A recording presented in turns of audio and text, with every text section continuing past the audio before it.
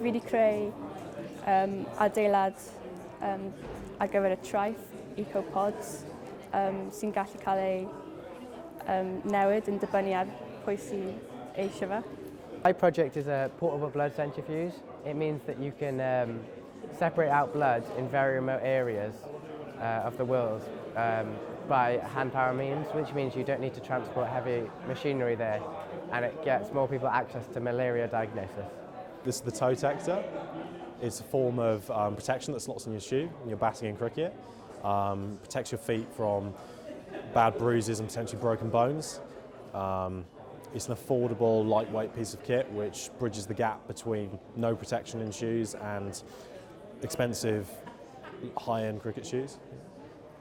And the overall prize winner is Benjamin Morris of King Henry VIII Comprehensive Abbey.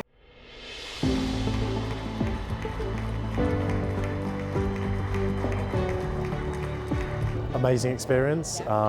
Didn't think I was going to be overall winner. There's a few other very impressive projects here. For example, the blood centrifuge. That was a very impressive concept. But yeah, delighted to take the overall award. Yeah, I would like to thank my teacher, Mr. Curran.